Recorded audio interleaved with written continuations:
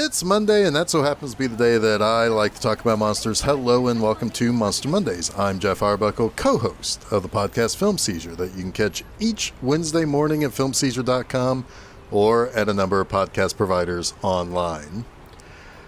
Kolchak the Night Stalker. I sure am happy to be getting back to this series. Now, we've got something different for this fourth episode of the regular 1974 weekly series. This is a sequel. Allow me to explain. In 1972, the Night Stalker TV movie came out and dealt with a vampire stalking the streets of Las Vegas at night, thus the Night Stalker. Our buddy Carl Kolchak stopped this vampire, and as thanks, the police ran him out of town, or else they'd give him a murder rap for killing the guy, vampire or not. Now, on October 4, 1974, roughly 33 months later, the fourth episode of the weekly series, The Vampire, aired. Now, The Vampire is actually a direct sequel to the original TV movie. It all connects back to the Vegas vampire and how an overlooked victim seems to have arrived in Los Angeles, and deaths are starting to pile up. Now, did you catch something there? If you know the Kolchak series, and you've followed the three previous episodes I've done for the TV show, you know that Carl Kolchak was bounced from Vegas in the original TV movie, then to Seattle in the TV movie sequel to Chicago for his regular TV series. Now, usually this episode is aired first when it comes to syndication, and before the actual first episode, The Ripper. Though I will give MeTV a lot of credit to actually air these in original order, as just a couple of weeks before I recorded this episode, it appeared on their Super Sci-Fi Saturday Night in its proper order. But the point is I think sometimes this is an easier one to show first, because it does kind of show him going back to a part of, or at least referring back to some place that he started out. And so if you ever see the TV movie, then you see the sequel, and then you watch the TV series, it kind of keeps things in just a couple of places as far as directly ties him to his history. However, we'll find out a little bit later that when it comes to the timeline of this, it really wouldn't make much sense for this to necessarily be the first episode of the series that and taken out of its normal order, but I digress. Let's dive into The Vampire and see how it all connects back to that original TV movie. So the episode opens with some discussion of a Vegas road being dug up and repaired, and a stewardess was on her way to a flight when she got a flat tire, and she got that flat tire because she missed the fact that the road was closed, and therefore all the chopped up road busted her tire. Now, while she was working on that, she saw something come out of the ground. When she told the police, they went and checked it out, but they only found some excavated land. That stewardess was eventually put on the crank list to not be listened to whenever she came to the police with a problem. That doesn't sound great. But anyway, back in Chicago, Kolchak is meeting up with a friend from his Vegas days, who's actually played by Larry Storch in a one-scene special appearance in this episode, which is kind of interesting. But he tells Kolchak about a string of murders between Vegas and Los Angeles, and all the bodies found were missing a massive amounts of blood. Now, it just so happens that the INS, the Independent News Service, the agency that Kolchak works for, needs someone to go out to LA to cover a 15-year-old guru that apparently is getting married. Kolchak worms his way into getting that gig, and as it happens to turn out, while Kolchak is flying across country, a woman is picked up by someone that she used to know, and they go back to an apartment where both that man and his girlfriend, who happens to be this woman who got picked up, her sister, are both killed, and the woman who kills them is pretty long in the teeth, if you know what I mean. But Kolchak finds out about a body found in Barstow, where it's claimed that the man was found in his car dead of exposure, but the man has no fluids left in his body. And he doesn't get too much info from the sheriff, who doesn't really want to tell him much about what's going on, kind of treats him as hostile, if you will. And this is despite the fact that Kolchak knows more details than the authorities seem to, specifically how the car has dark tape on the inside to keep the sun out, and that there were 2 puncture wounds in the neck and so forth. But Kolchak has a bit of a complication that puts a little bit of a hitch in his trip to Los Angeles. He still has to get info about the guru in transcendental meditation. So if he looks into the murders, he's missing meetings with the guru. And as it turns out, he meets a real estate agent in a house that the guru was at and where Kolchak ultimately missed him. But she happened to be a journalism student. So Kolchak enlists her to write about the guru since she knows the guy, so he can go do more investigation on the vampire killings. And he is able to get to a press conference with the lead detective on the case, who is putting this down as ritualistic murders due to the condition of the victims' bodies and the knowledge that out in LA there are, covens and there are all sorts of different people who are into all sorts of different things, and kind of just chalks this up as kind of a Satanist or possibly witchcraft or something like that. But this detective also scoffs at Kolchak's comments on the killer being a vampire. Later, when Kolchak goes to the apartment where the murders happened earlier, he runs into that detective again, and he tries to convince the detective to treat the murderer like a vampire or they will never be able to stop these killings. However, shortly after, Kolchak does learn about the possible killer, Catherine Rollins. She is a prostitute, and that really helps her pick up her victims.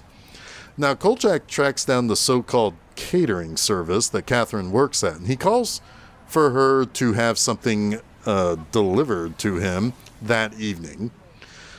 And to prepare, he draws a cross on the door of his room and then gets a silver cross and a stake and a mallet. However, when the girl arrives, it's not Catherine. Their pimp sent Catherine to another client. So Kolchak goes to find the pimp and then find out where Catherine's at. And it turns out that she's with a player on the Los Angeles Rams. However, Kolchak arrives just after Catherine killed him and started throwing the other football players that kind of set him up with this prostitute. She's throwing them out the window. She's throwing them around the house. And when the cops arrive and they get there, they only find Kolchak. But some of the uniformed guys chased Catherine, but the detective is still not buying into this whole vampire story. However, there is one thing that real estate agent that is helping Kolchak on the other story can help him on here. Find the house that Catherine has recently purchased or rented. After several hours, they track down that property that Catherine is at. Unfortunately, by the time they found it, the sun had already gone down, so Kolchak is having to deal with a vampire at the worst possible time, nighttime.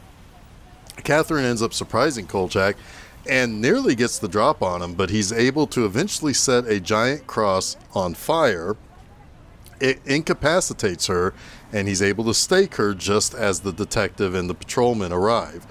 Kolchak is arrested for murder, but is let go after 12 hours with no explanation. He was able to get a peek at the coroner's report that stated that Catherine's cell structure is that of a female human, but there were signs of this person also being a woman who had been dead for 3 years, and it was something that the coroner did not have an explanation for. Kolchak is left pondering those 3 years as he flies back to Chicago. So let's talk about my 3 things that I like about this 4th episode of Kolchak the Night Stalker, called The Vampire. First up, I really do like how wily Kolchak is in this episode. First of all, you do see his doggedness at finding out more about these murders, especially since he was involved in the vampire incident in Vegas, and now it seems to be not as closed of a case as he once thought it was. He seems almost desperate to try to help find this killer, and of course, he's going to the lead detective, played by William Daniels, whom my generation knows as Mr. Feeney from Boy Meets World. And he's telling him that this killer is a vampire, but it doesn't help him. He's kind of wild in trying to give his help, and it's making him seem desperate, and it certainly is not sitting well with this detective who thinks he's crazy. However, I love that that he kind of tricked his way into going to LA by convincing his editor, good old Vincenzo, that he seemingly knew more about transcendental meditation than another reporter. And he doesn't, by the way. But once he got there, he lucks into the real estate agent to write his story because he really just wants to chase the vampire. It's classic Kolchak in that regard. But his frantic running around to try to help and stop this vampire is not really doing him any good at all. He's just constantly getting on everybody's last nerve by saying something to the police that sounds crazy, telling his editor he's working on something he really isn't. It's classic. And it seems as though Darren McGavin is practically bouncing off the walls in this episode in every scene from having to run ragged on this whole case, and it's just great. Second, there's some really good supporting character work in this episode. Kathleen Nolan plays Faye, the real estate agent who gets kind of sucked up into Kolchak's whole visit to LA.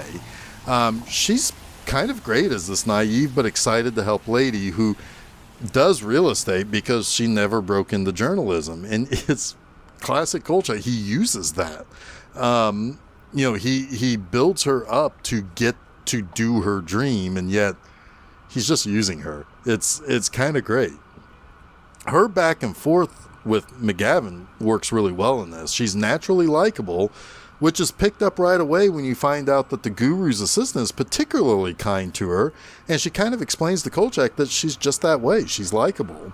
Her excitement to actually get into a story, even though her story is massively rejected by Vincenzo, because instead of writing about the guru guy, which is what the story is supposed to be, Faye wrote about the property he owned because that's what she actually knows.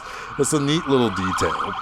I also like William Daniels as the detective in this. He's tough, he's got Kolchak's number, and there's a tiny bit of a reveal when he finds Kolchak at the end that he finally understands that, yes, this really was a vampire.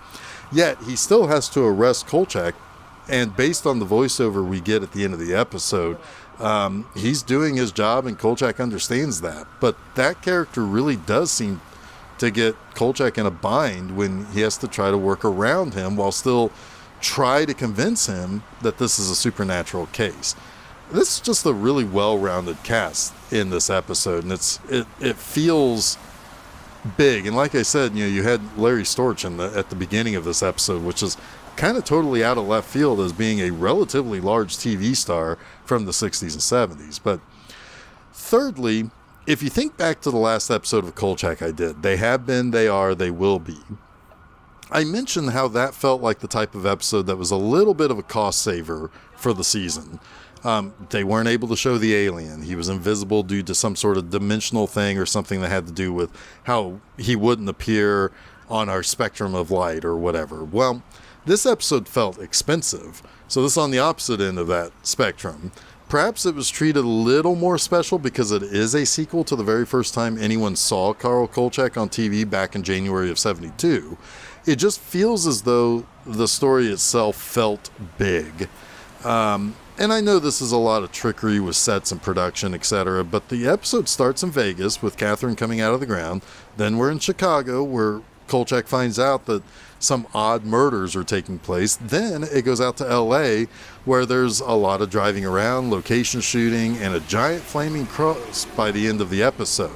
That flaming cross was not, that just feels almost like it would be in the TV movie, not necessarily in an episode. And it just feels like a bigger episode. All the previous episodes were fine, but this one felt almost cinematic in scale. It's the kind of episode you'd maybe expect from a show that's been established fully after a season or two, and this was only the 4th episode. This is an episode I'd recommend people check out if they want to get a good feel for the series. I don't think it requires you seeing the original TV movie. Just know that it dealt with a vampire in Vegas. If you've never seen an episode of Night Stalker and you're kind of curious about it, I'd recommend that you check out The Vampire, and then thinking about expanding from there. And now that I think about it, kind of makes sense why this is the first episode normally shown in syndication.